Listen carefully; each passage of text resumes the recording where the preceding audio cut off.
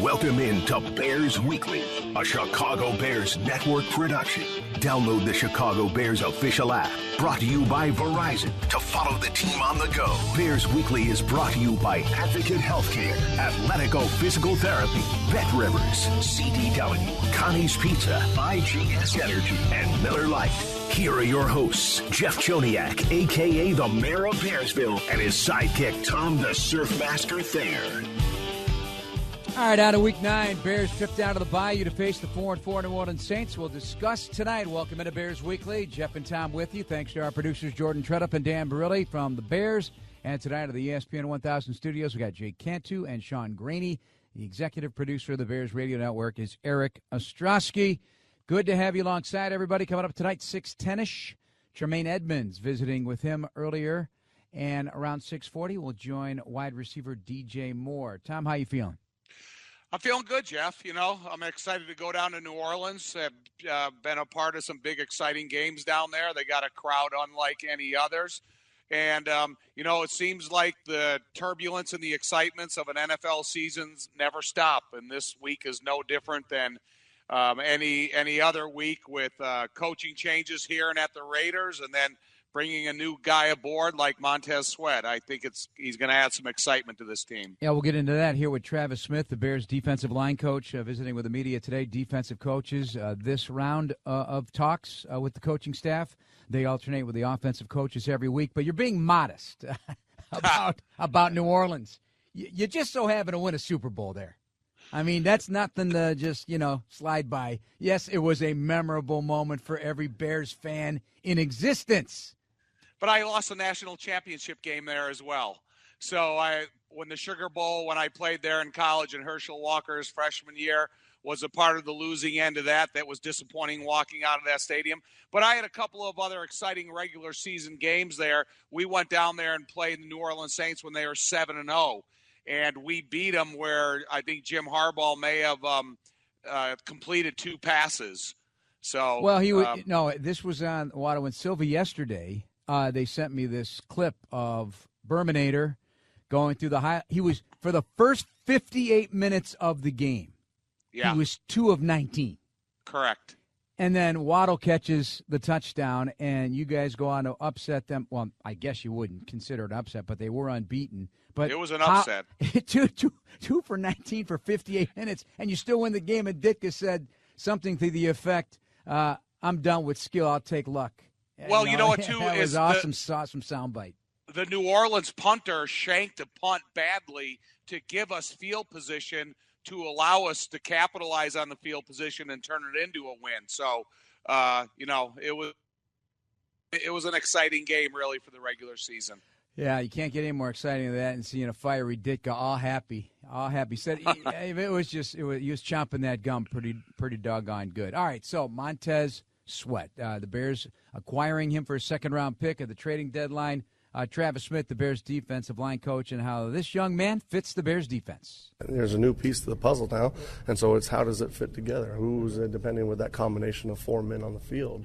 Hey, where do they go? How do they work? And that's part of the way we practice today is to see how it works with who's in there and let it go within our system with what we do. And then you see how, like it says, just let us go. And as you get those guys, and you might have certain guys working next to each other 2 and 2 or 3 and 2 or whatever the heck it is. And then you get a feel for, which guys naturally cover each other well, which guys are good communicators, which guys aren't communicators. And that's where it's our job to, put those guys next to each other where, they can help each other out, where we're playing fast, or getting vertical, or stopping the run, but also affecting the quarterback. Yeah, so mix and match, find out who works best in tandem. They will still run stunts and games and all that business to try and get the pass rush home. Just 10 sacks leading into this matchup. Yeah, but you got to pay attention to the opposite side of the ball. You have to have someone up in the booth and saying, okay, what are they doing on the protection? Are they sliding towards Montez Sweat and then leaving Ngakoue with a one-on-one? Or are they sliding to the Mike linebacker over, and now they have multiple bodies versus that side still with the guy, eyeing up the linebacker? And I think that's one thing you have to pay attention to as well. It is about how the defensive linemen and the defensive front 7 fit together, but you also have to see how the offensive protection is reacting to the new group of personnel that you'll have in the field. One of the questions raised by the reporters were, hey, this guy comes from a defensive line that was very good. They had first-round picks across the board. Why do we think that Sweat didn't just benefit from that other great talent? Here's the answer. As you look at guys, obviously, when you're evaluating individuals, you look at them, okay, how are they doing? It's not only what's their numbers. Everyone has a stat line. Right? Everyone, you look at, there's people that have 15 sacks, there's people that have 2 sacks. You look at how do they get sacks. All right? Are they second effort, third effort? Are they initial moves? Are they guys that just play relentless and finish the football? Are they guys that really are making a lot of production off games? Are they blitzes? You got to look at all that. He's had the ability, when you watch his tape, he's winning one-on-ones when he gets one-on-ones. He also executes games with other pass rush stunts with the other D linemen that he's rushing with as well. He wins with physicality, and he also wins with his athleticism, with his long size and length, where all of a sudden he can sit there and when he does get the one-on-ones and win on edges. But then you look at his strength and power and length, it's not always just a make you miss. He can run you over too. So when you look at that too, yeah, he's been rushing with some other people too, but he's one of those good people too that's able to create some pressure too, where some of those other guys are benefiting off of him. And the other thing too, he said he's an outstanding run defender, and he cares more about that right now. You got to make sure you run to earn that right to rush the passer. Oh, no doubt. And all the things that Travis said is really I couldn't have said it better myself, because I was watching a group of highlight tapes of his sacks over the course of his career, and he uses his strength in combination with his length. He's able to use power against a slow-setting offensive tackle. He's able to close the distance and still get a sack even if they have a tight end outside the offensive tackle that increases his path length. So all of those things that Travis said, he's capable of doing every one of those as a pass rusher. But like you just said, Jeff, is you have to have the willingness and the desire to play against the run in order to earn yourself into that passing down, that second and long or that third and long where you can use your abilities. One of the funny things is, somebody asked, hey, and I even said this yesterday, with the running backs, hey, get them, just run the ball. You know what hole you're going to run, go run the ball. Defensive lineman, hey, you know where the quarterback is, go get him. However, his tape is the coach's tape. So his job is to prepare him for the scheme that they're going to be running. It's not just because he's been here for a day, first practice today, he's going to have a light one tomorrow, and he's going to go on Sunday. He's got to be ready to play because the coach has to get him ready to play. He can't just go out there and, fudge around. Well, he just came from an active team. He better be ready to play in terms of condition, physical. Yeah. Right. Yeah. I think because of you're so well versed against all of the NFL, you understand what you have against RPOs. You understand if whomever is playing quarterback at the time on the field, and then I include Taysom Hill in that. So I think he understands the responsibility of the defensive end position, but I expect him to be in shape and ready to go on Sunday. Yeah. Just more knowledge of what they want to do, I guess, was his big thought. Hey, how about Andrew Billings? He gets a 2-year extension today. Guy's worked his tail off, best shape of his career. He's been a big reason the Bears are now the third-ranked rush defense in the NFL, Tommy.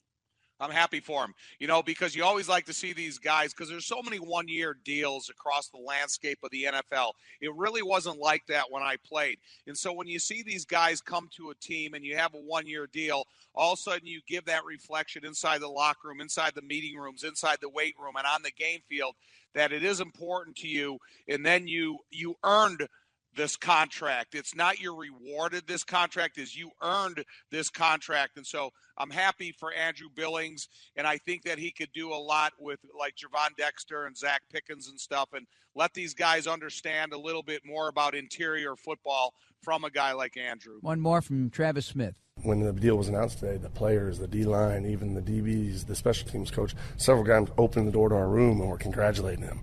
That shows who he is as a person, and that's why no matter what adversity he's faced or prosperity he's faced through his career when he was having some success in Cincinnati, went to Cleveland, maybe not as much success, and all of a sudden bounce around, ends up at the Raiders 1 year, and now he's out of there, he's here.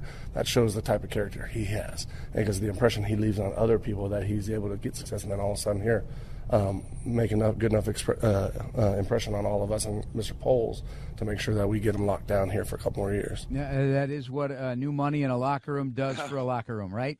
I don't know what that's excited. about.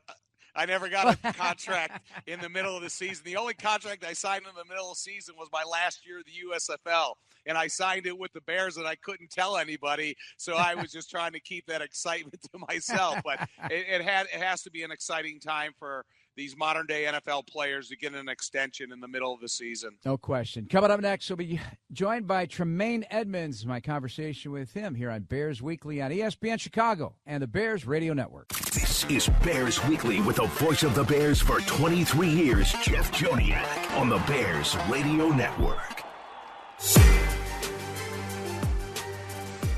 Welcome back to Bears Weekly here on ESPN Chicago and the Bears Radio Network. Jeff Joniak, Tom Thayer, and joined now by Tremaine Edmunds, the outstanding inside middle linebacker for the Chicago Bears. And we are brought to you by, in this segment, CDW, people who get it. Thanks for joining us, man. How you doing? I'm doing well, man. Thanks for having me. New environment, new transition, and all that. You're certainly got your feet on the ground now, but how'd you think it all has gone so far? You know, life always presents challenges, man. You know, anytime, obviously as a team, we want to be in a better position, but everything happens for a reason. You know what I mean? I'm a man of faith. I believe that, God already knew, what our season was going to look like. You know what I mean? And, obviously as a competitor, as a teammate, as an individual, you want things to be better. You know what I mean? But, you can learn off the negative things that happen. You can learn off the losses that we had, and we can also learn off the wins that we had. How we handle both situations. And, I think that's just the overall feeling I have now.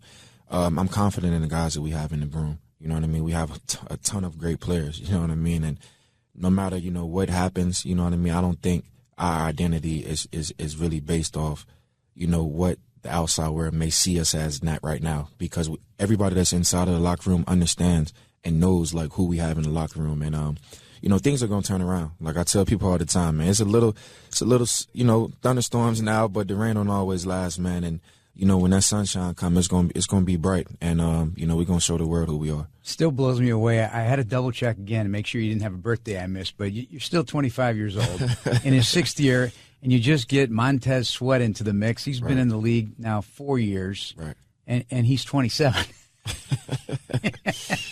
You're the young buck, but you have more experience.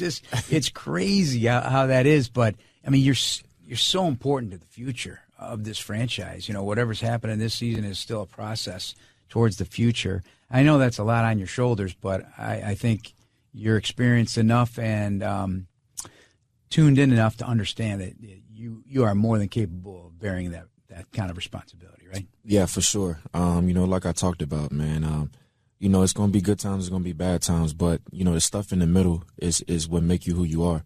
And, often a lot of people don't talk about, those type of things, because you deal with that stuff, internally by yourself. Sometimes obviously you talk to other people, but you understand, like I understand as an individual, what it comes with. You know what I mean? I knew that prior to coming here. I know that now. And it's a process. We keep using the word process, but that's just what it is. It's a journey. And you take pride in that process. You take pride in that journey. And, I just try to be the same guy day in, day out. Whether, we're going through a little adversity now, but, adversity builds character. And it's definitely built a lot of character, just in myself and guys that's on the team. And that's what makes you really bright about the future. And, times is going to get better for us. I can, truly say that because I feel that. I know the people that we have on this team. And, although our record says what it is now, we're a good team. You know what I mean? I truly believe that. And, I have a lot of trust in the guys that's in this room. Do you think you were raised in a football family and your dad, Farrell Edmunds, was such an impact player in the NFL with the Dolphins and Seahawks, and your brothers play? Do you think that kind of wired you guys to think that way? Yeah, I mean, this was something that, obviously was instilled in us as young men. You know what I mean? It's a mentality thing. You know what I'm saying? Like, it's something that once you get to a certain age, it's almost like, I don't know if this person has this or not, but, that's just the way I'm wired, to be honest with you, man. That's the way my parents raised me. Never fold, you know what I mean? A lot of people try to build you up to break you down, but, nah, I'd never break, never bend. And, even if you've been a little bit, never fold. And you just got to keep going. Like I said, that's the way I was raised. That's the way all my brothers are. That's the way my mom and dad is. So I was able to see examples. I'm the youngest of 3. You know what I mean? So I was able to see my older brother have some adversity, bounce back from it. I was able to see my middle brother have adversity, bounce back from it. I understand everybody's dynamic is a little bit different. You don't always have examples right in front of your face so you can see it. But, I was fortunate and blessed enough that I saw it. And I saw how they respond to it. So now it's like, man, you know what? I can handle this. You know what I mean? I've seen how it's supposed to be handled. I've seen how to overcome this. So, I'm fortunate enough to have those people in my corner. So your father, he was listed at 6'6", 254. Right. I don't know what he wound up playing at, but you probably resemble his frame more than your brothers, Trey and Terrell, right? Right. Yeah. So did anybody try to make you a tight end because of Dad? Yeah. And you'd had to eat yourself into tight end probably a little bit. I'm telling you, I did, man. And obviously my dad wanted me to play it. He really just wanted me to play whatever I felt comfortable with. Yeah. But, as a former tight end, why wouldn't you want your son playing the same position? But to be honest, that made me think, like, even making my decision to go to college, I had to rule out some of the colleges because, like, that's what they wanted me to play. No kidding. And it wasn't nothing wrong with tight end, but I had a love and passion for linebacker. It's been like that since I was a kid.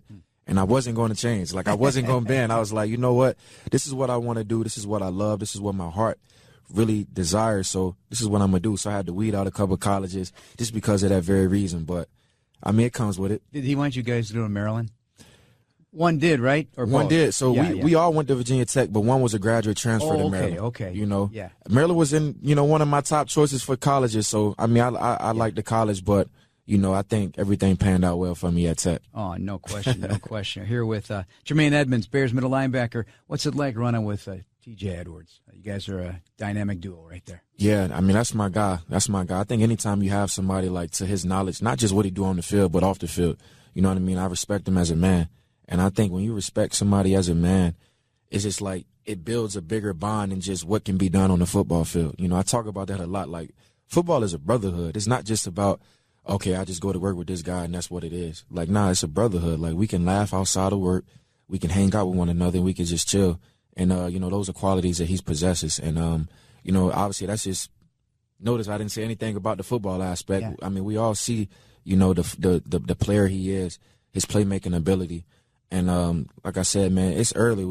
This is our first year, man, and we're going to continue to build, a bond with one another that I'm extremely excited about. And, just being able to have another set of eyes as far as, like, he's been in the game for a while. I've been in the game for a while, just to be able to see it from his perspective, because obviously he played Mike. I didn't necessarily play Will like he's playing now, but we could help each other out on a lot of stuff. How about the jackhammer? Right. I was about to say, man, I'm a big fan of Jack. Even before I came here, like, I'm a big fan of Jack. That's just a pure football player. Yeah, I remember last year I was looking like, hold on, man, this guy can play. Obviously when he had to step in and, fill the role of playing Mike. But Jack is my guy too, man. Jack's a football player, and that's another one. Like, when we all get together and just watch tape and just go through stuff, man, and we just talk, football. And, you can see how smart he is, you know what I mean? 2 Wisconsin guys. I got to hear that a lot. But, definitely 2 playmakers right there in those 2. And I got to throw – I've heard so many comments from coaches about Noah Sewell. Yeah. When he gets an opportunity one day, we could see something really impressive right there as well. A good special teams player. What's your thoughts on the rook? Yeah. Obviously a guy that, he comes from a football family as well. So, I think that was obviously worked out in his advantage, just being able to be knowledgeable of the game, you know what I mean, to see it from a different perspective. And you can see it as he, takes the field every day. You can see it, like, in his preparation and things of that nature. And, he's going to make a lot of plays one day in this league. And, he's a pro the way he approaches it. And, obviously just to have, brothers that play, the same sport as you and play different positions, you can get intel on a lot of stuff. And, obviously you can tell that he's applying it to his game. The addition of Montez Sweat, we know what he is. An outstanding edge rusher who can also play the run really well. That probably doesn't get talked enough about. But what did it do for the front seven, even mentally right now, because you haven't played with him yet? Right. I think a lot of people are excited. Yeah. I think anytime you can add playmakers to your team, No matter what position it is, it's going to excite you. And obviously a lot of us, saw him from afar. But, just to have him here, his energy, just constantly making guys better. Obviously you always take pride and you always appreciate additions like that. Your conversation with Dick Butkus, I was there. We touched on it a little bit. But if you could just tell, is this show, a lot of folks didn't hear what we did in the past interviews. And just a few weeks prior to his death, you and I were both interviewing him. You interviewed him. He interviewed you. You guys just had a football conversation, a life conversation with one of the Bears legends, one of the NFL legends. What was your takeaway from that? And does it still give you chills a little bit that he passed on? Yeah, it definitely gives me chills. I remember walking away from that conversation like, man, this this was, a once-in-a-lifetime experience that I had. Obviously he's a player that a lot of people speak about. He's a legend here in Chicago. He's played his game at a high level.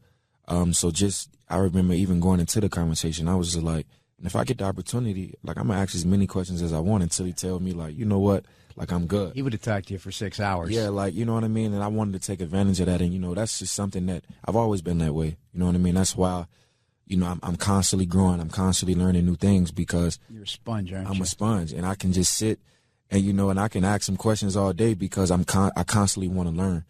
And that's just kind of how the conversation went. We would talk, then another thought would come in my head and I ask. And, he would talk, and then something else would come in my head and I would ask. So, I'm just appreciative that he was able to sit down and, have the time to answer the questions I was asking because, everybody don't have to do that. You know what I mean? Everybody don't give you their time. That's one of the, that's one of the greatest gifts that we have is, giving our time. And, for him to give his time to come, to sit down and have a conversation with me to help a young linebacker out that's trying to be great. I'll forever be, appreciative of that. You'll do that one day for somebody. For sure. For sure. All right, just the fun part of this now. Real quick answers, right? Okay, let's do it. I find these things, and I just, I think they're one thing you can't live without. Water. You're a big water drinker. Not me. Favorite athlete growing up? LeBron James. I didn't expect that one, although I could see it. I could see it for sure. If you could sum up your life in one word, what would it be? Spontaneous. Okay, nice. If your TV was stuck on one channel for the rest of your life, what would it be? BT. And would you rather have a rewind or pause button on your life? Pause. I like to live in the moment. There you go. I was hoping you'd say that. Thanks so much for the time. Yes, Best sir. of luck to you. Back with Tom Thayer after this break on ESPN Chicago and the Bears Radio Network. This is Bears Weekly with the voice of the Bears for 23 years, Jeff Joniak, on the Bears Radio Network. This segment of Bears Weekly is brought to you by IGS Energy. Jeff and Tom with you as we break down the Bears and the Saints. News of the day, Tom, injury-wise. Larry Borum out today, personal issue. Still Brisker out with a concussion. Nate Davis, Tremaine Edmunds, Justin Fields, Mercedes Lewis with his weekly day off. Terrell Smith still working through his illness. Limited for Braxton Jones. Eddie Jackson appears ready to go for the Saints. Starting middle linebacker Demario Davis. Knee, Taysom Hill. Hip, James Hurst, are starting guard, limited. They've had a big illness whipping through that team, too. Does that always worry you when you see a team with a bunch of illness that you get your team sick then, that you're going in there for the next week? That is the first thing I thought of. Yeah. However, I think, just kind of steer clear of any close contact. Don't get into any big hugs after the game is over. The contact is instant, and then you go back to the sideline. Just try not to, if someone is not feeling 100%, just try to stay out of their space. Real quick, after the interview at Tremaine, talking about T.J. Edwards, and I just wanted to get my math correct on Edwards. So he's third in the NFL in combined tackles this year with 83.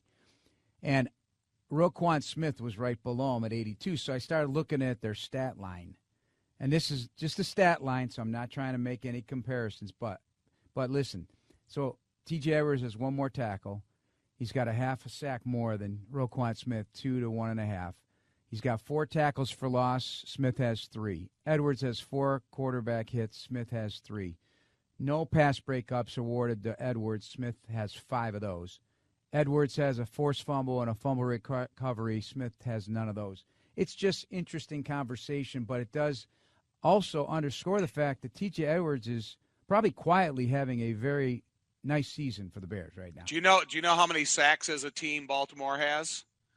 Because when I'm looking at pass breakups, if that is the one number that separates the two, if you have a quicker pass rush to the opponent's quarterback, then you get in position to be able to make those pass breakups. So that would be, the reason I believe that number would separate them. Well, maybe that number will change for the Bears. John Hoke, the Bears passing game coordinator and cornerbacks coach, the defensive back coach, and emphasizing on the cornerbacks. Meet the media today at the podium as they rotate a defensive coach every week with no named defensive coordinator. That job is now, of course, Matt Eberflus. Here talking about the impact of Montez Sweat on the overall defense. Well, whenever you add a good football player to your team, no matter what position, I think you improve your team. And, he'll have an impact because he is a pass rusher and he's very good at it. Obviously, and he'll have an impact because it'll speed the quarterback up as much as anything else. I can remember when I was here in 2009, we were just middle of the road defensively, and then in 2010 we went and got a couple pieces defensively, and it was an 11-5 team, and we got better. So he'll impact our team, as good players do. And one of those players, of course, was Julius Peppers, and that was a heck of a player to add to the mix for the 2010 team that did make the NFC Championship game. Yeah, but there's kind of similarities between the two players. When you look at the length that both players have, you look at the athleticism, you look at the pass rush ability. Montez Sweat probably, and I know he's got a faster 40 than what Julius Peppers did. So, you're adding speed, you're adding strength, you're adding length, and you're adding a pass rusher that hopefully spills down the line of scrimmage to the other pass rushers you have on the field. Friends have already asked me, hey, why does that 4.41 at 260 pounds matter when you're rushing the passer and it's a short area? But, boy, his track down ability even if he misses a quarterback, he can still take him down from behind. His range is significant at that position. And it goes for quarterbacks, running backs, it doesn't matter. If he hustles. Clyde Emmerich used to say, speed is strength and strength is speed. So when you talk about having speed, it's not only because you're fast, it's because you've invested time in being strong to be fast. And so I think it's kind of a double-edged sword there that this player has work ethic. He's just not blessed with the speed at that size. And then Tyreek Stevenson. So I'm doing the statistical work on Edwards, and I see Tyreek Stevenson. He's tied for third in the NFL in tackles after a pass catch. Now, he's obviously been targeted quite a bit. Heading into last week's game was second most targeted corner in the NFL. But he's making those tackles, and that's also a significant thing. Some safeties on that list as well in the National Football League. Overall, Hoke today asked about just how Stevenson is performing in his rookie season. Oh, he'll learn. He's learned already. He's improved. The one thing that he hasn't done is he's lately in the last few weeks, and he hasn't given up explosive plays. Yep. A guy from Vegas had 5 catches for 50 yards. As long as you're not giving up explosives and you're in position and then you make the plays that you need to make. I thought the Vegas game was really a good game because he had 2 key third down stops in that game, and then one of them was the first play of the first third down of the game on Devontae Adams when he made the play on the slant. And so, it's going to be good play, bad play, and you just hope he learns from all those plays. But you can see him progressing, and yes, he's going to get targeted because he's a rookie, and yes, he's going to get targeted because Jalen Johnson is playing at such a high level on the other side. So all those things factor. At the end of the day, he's going to learn from all of it. And it's any football player in the National Football League that plays a long time, you're going to have good and bad. And as long as you continue to learn from that, you will improve. And a lot on the table this week. They have a variety of weapons to deal with, and a lot of it is involving speed. I talked to Andre Curtis, the Bears safeties coach. Yep, he said this is the fastest team we've played so far this season, and it's on that track in that stadium. It's going to be a challenge for sure. Right. They have versatility in the types of offenses they run. They have the world-class speed, and they have superior experience in a guy like Michael Thomas, who he's got some of the best hands in the NFL, although he's been injured for a couple of years. Yeah, and Chris Olave's playing great. Obviously, Rashid Shaheed is the big threat in terms of taking the top off the defense. Hoke asked one more time, because we often think about this as well. For example, they chose not to just put Jalen Johnson on the number one receiver, Devontae Adams, a couple weeks ago. Why? Why is the question? Here's the answer. That happened a lot more back when nobody motioned, because all they have to do is put him over here and motion him over there. So, if you're an offensive guy and all of a sudden he's running with that guy, does that tell you what the coverage is? So it tells me I'm in man, right? So because now what they do too is they put them in different spots. Back in the day, you always had the big X, then you had the Z. Well, now they'll take that big X, let's take Mike Evans for an example. They'll put him in the slot. So if it's zone coverage, not all corners play inside. So he's okay. I'm gonna shadow him, but now I got to go play outside. So what coverage does that tell me they're in zone? So it used to be a thing, and if you're a man-based team and you know that and that doesn't bother you, then you would do that more. But when you're trying to be multiple and play both, it becomes a little bit more challenging. And I would say it's worked out for us so far. It's we have our growing pains. Obviously, Tyreek's still learning, but I don't see it as a big factor. But it's a valid point, though. Yeah, it's a good explanation by Coach Hoke. Yeah, it is. And it's a kind of a transition into the modern-day offenses to try to make the coverages more predictable to the quarterbacks they're playing. Yeah, also a funny story told. I don't know if you heard the whole news conference, but Derek Carr was John Hoke's son Kyle's quarterback in high school in Fresno, California. Kyle was once a quarterback, and they made the decision not to have him the quarterback anymore. One he says was the right decision. Kyle then went on to play for Uncle Brady Hoke, the former head coach of Michigan at Ball State, where he was a grad assistant, and then Western Michigan, Army, South Carolina, and now he's the safeties coach at San Diego State, and was the defensive coordinator at John Carroll University, where a bunch of coaches have been, including the recently fired Raiders coach, I believe, was at John Carroll University, and Brandon Staley. This league is like a puzzle with these coaches, correct? It is. It's amazing when you come across coaches 20 years into their career and you go back and you look at where they've been. It's amazing how many times they've been somewhere for a year or two and how they've traversed the country, in the pursuit of what their ultimate job hopefully is going to be. And David Carr was the quarterback in Houston when John Hoke was starting his NFL portion of his career with the Texans. So all these connections, we find out about them every single week of the NFL season. All right, coming up next, my conversation with DJ Moore. It's all next on Bears Weekly, brought to you by CDW, people who get it. This is Bears Weekly on ESPN 1000 and the Bears Radio Network. This is Bears Weekly with the voice of the Bears for 23 years, Jeff Joniak, on the Bears Radio Network. Hey, you want VIP access to every Bears home game? Exclusive seating, sideline credentials, and more. Now available. Get the ultimate VIP fan package this season by visiting ChicagoBearsVIP.com. Jeff Joniak, Tom Thayer with you. You see the Bears lost Travis Bell? Yes, I did. I saw that. Congratulations to him, though, because if you get picked up off of a practice squad, you go right to the active roster, you start making real money, and you're going to get a chance to contribute. So, listen, I am not sour about that. I'm happy for him, and it kind of gives you a little bit better indication that Ryan Poles knows some of that later round draft talent that can come in here and produce. Yeah, Travis Smith was like, because they were hoping to hide him a little bit. You can't hide talent. Yeah, talent's going to be found. That's but for sure. That is the way it goes. The guy who's got talent is DJ Moore, and I keep saying this, Tom. He's the man with a plan after he makes a catch. Had a chance to sit down with him, something you'll see as well on Game Day Live coming up this week as we bring that to you on Fox 32 Chicago, starting at 10:30 in the morning on Sunday from New Orleans. And, yes, he agrees. He does have a plan after he makes these catches. It's scintillating what happens next.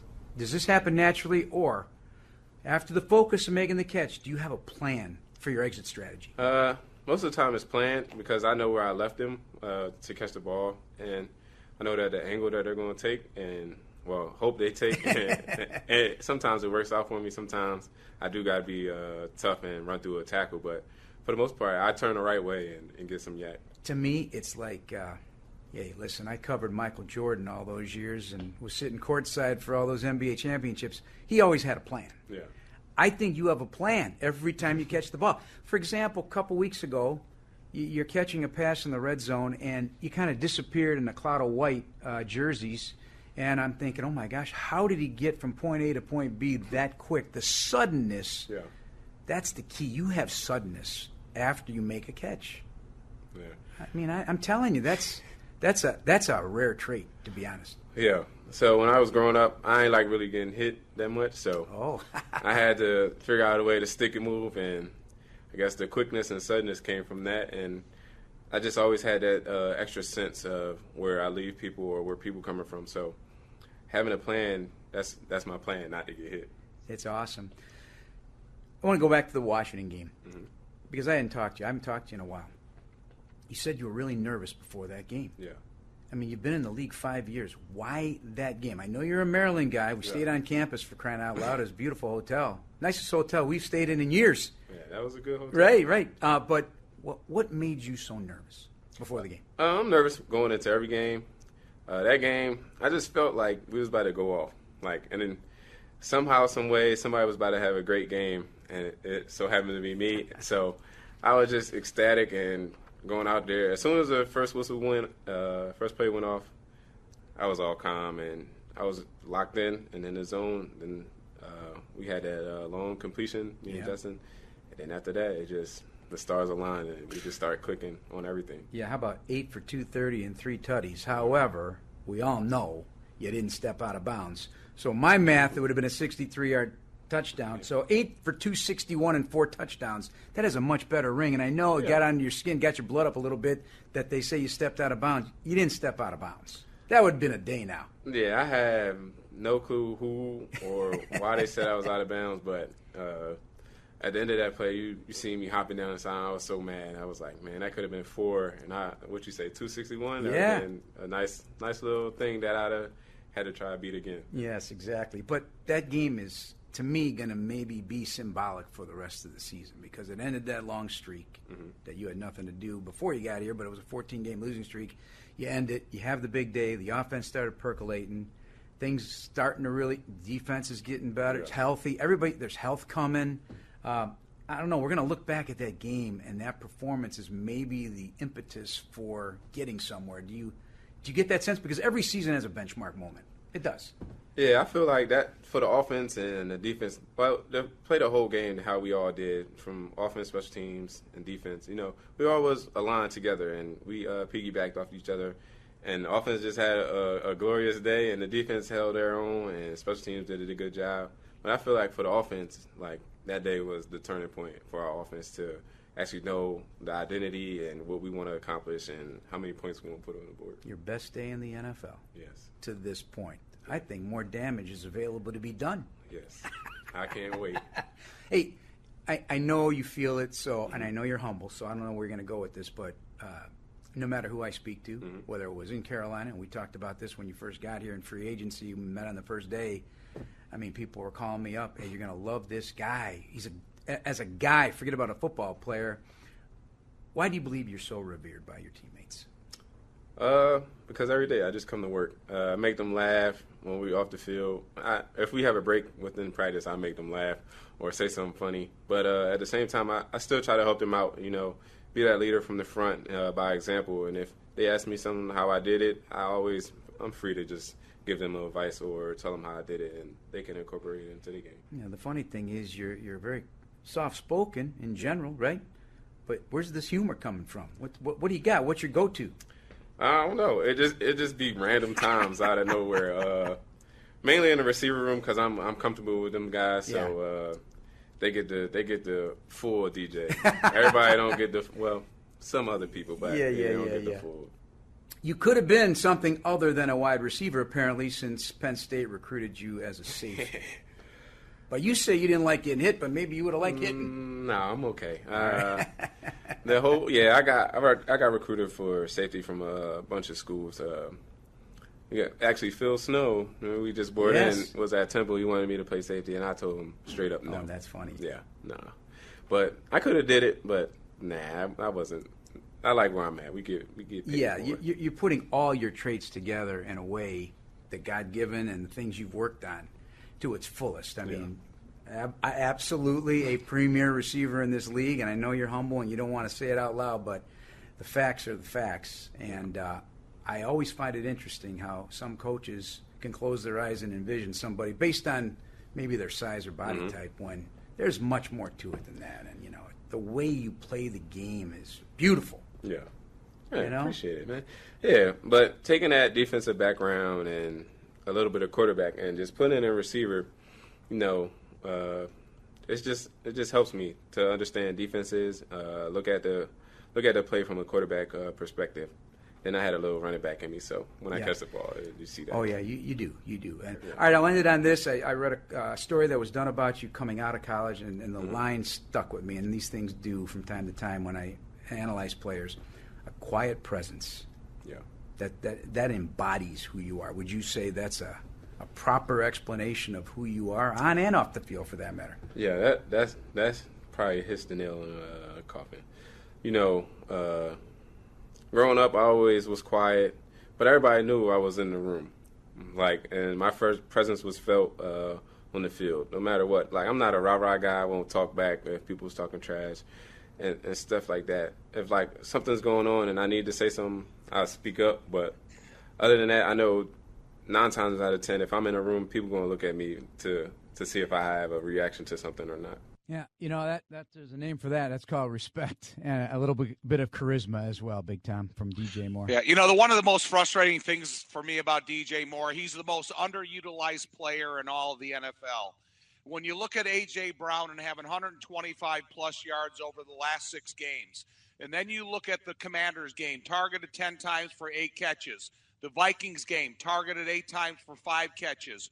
Raiders targeted 9 times for 8 catches last week. 6 targets for 4 catches. DJ Moore should never come out of a game with less than 12 targets per game. And I think then you'll start increasing what the other portions of the offense can do. Philadelphia has A.J. Brown, but they also have a marquee tight end. They have complementary receivers. They have a quarterback that has athleticism, and they have a good running game. To me, there's no difference between AJ and DJ, but our DJ needs more targets. I like how you think. Let's take a break. One more segment to go here on Bears Weekly on ESPN and the Bears Radio Network. This is Bears Weekly with the voice of the Bears for 23 years, Jeff Joniak, on the Bears Radio Network. This segment of Bears Weekly brought to you by Athletico Physical Therapy. Visit athletico.com to request an in-clinic or virtual appointment and start feeling better tomorrow. Jeff and Tom with our final thoughts. Tyson Bagent, third start. This one, a beauty on the road and a noisy environment. What are your expectations against a very, very good defense? I'd like to see the continuous growth process from Tyson as he sees the line of scrimmage, how Luke gets to know his strengths and concerns a little bit more.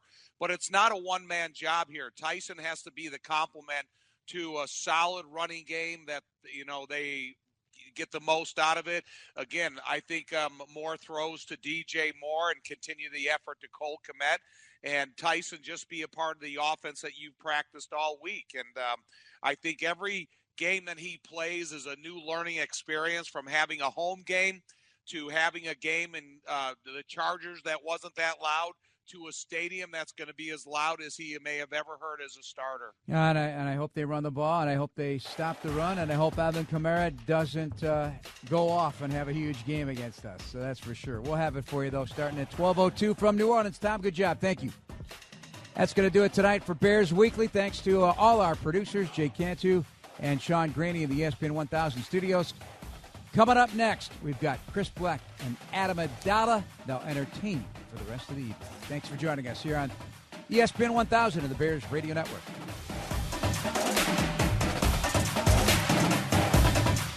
Thank you for listening to the Chicago Bears Network presentation of Bears Weekly, hosted by the mayor of Bearsville, Jeff Joniak, and Surfmaster Tom Thayer.